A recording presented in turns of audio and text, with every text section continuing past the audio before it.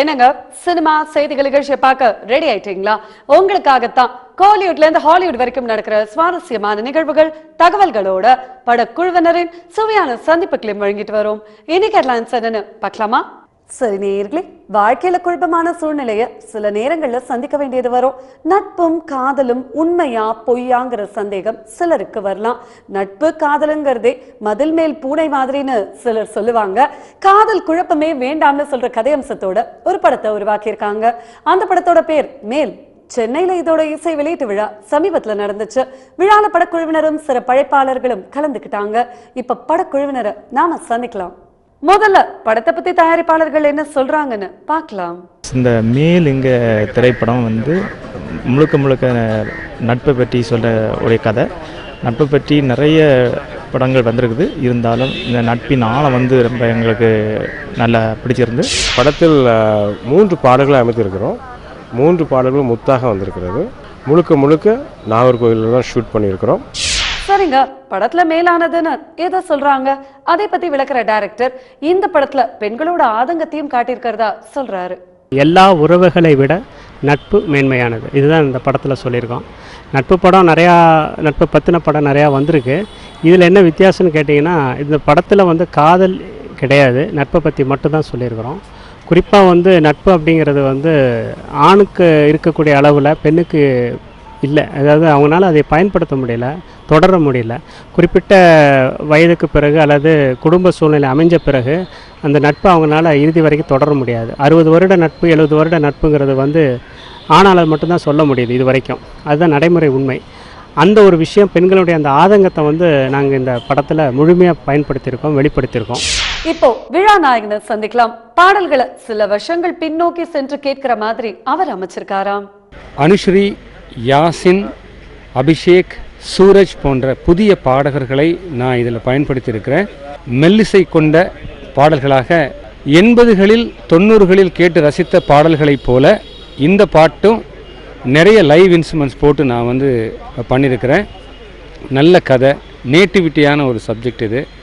So கதையின் ஓட்டத்தோடு இணைந்து நான் இந்த பாடல்களை நான் இசையமைச்சிருக்கிறேன். கதையோட ஒட்டின பாடல்கள்னா கருத்துள்ள வரிகளா இருக்கணும். சரி, இப்ப படத்துல நண்பர்களா வர 3 பேரையுமே பார்த்துடலாம். முதல்ல வரவர் பூசாரி வேஷத்துல நடிச்சிருக்காராம். இந்த படத்துல என்னுடைய கேரக்டர் என்னன்னு பார்த்தீங்கன்னா, ஒரு கோயில் பூசாரியா இருந்து அவன் குடும்பஸ்தனாக இருந்து அவனுக்குள்ள நட்பு எவ்வளோ பிரச்சனைகளை சந்திக்குது, ப்ளஸ் எவ்வளோ சந்தோஷத்தை கொடுக்குது அப்படிங்கிறது தான் இந்த படத்தோட டைரக்டர் அருள் சொல்லியிருக்காரு. இந்த படத்தையும் என்னோட யதார்த்தமான நடிப்பை பார்க்க முடியும். அடுத்ததா பேச போறது ஹீரோ தான். பெரிய இடத்து பையனா வர அவரு என்ன பேசுறாருன்னு பாருங்க. என் பேர் ராஜ்குமார். இந்த படத்துலையும் என் பேர் ராஜ்குமார் தான், இயல்பாக இருக்கட்டும்னு வச்சுருக்காங்க. இது முழுக்க முழுக்க ஃப்ரெண்ட்ஷிப் பற்றியான சப்ஜெக்ட். ஸோ ராஜ்குமார் எப்படி பார்த்தீங்கன்னா, ஃப்ரெண்ட்ஷிப்புக்கு ரொம்ப இம்பார்ட்டன்ஸ் கொடுத்து எதையுமே நிறுத்தி நிதானமாக யோசிச்சு பண்ணக்கூடிய கேரக்டர். ஸோ அதான் நான் பண்ணியிருக்கேன். மீராவுடன் கிருஷ்ணா அப்படிங்கிற படத்துல கதாநாயகனா நடிச்சு டைரக்ட் பண்ணவர் தான் 3வது நண்பர். அவருக்கு இந்த படத்துல குடும்ப பாரத்தை எல்லாம் தாங்குற கேரக்டர் கொடுத்துருக்காங்க. ஸ்கிரிப்ட் தான் அந்த படத்துக்கு ஹீரோ. இதில் 3 ரோல் தேவைப்பட்டுச்சு, அவ்வளோதான்.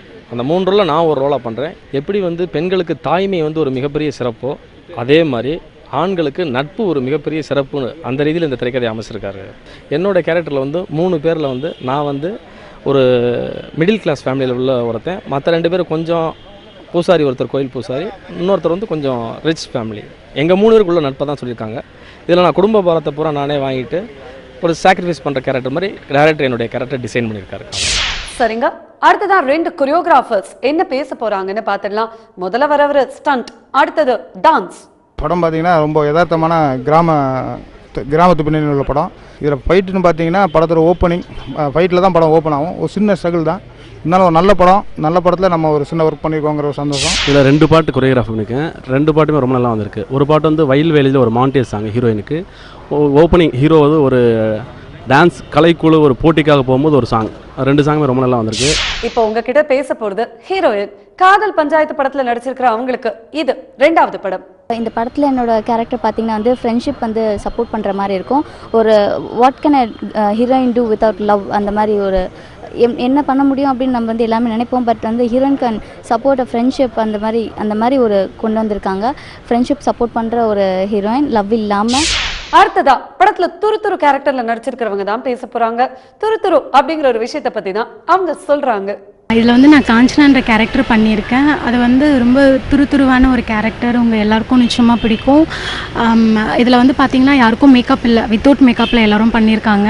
நட்பு வந்து ஆண்களுக்கு உரியது அப்படின்றத ரொம்ப ஸ்ட்ராங்காக சொல்லியிருக்காங்க. இதில் வந்து 3 சாங் இருக்குது, 3 சாங்குமே ரொம்ப நல்லா வந்திருக்கு.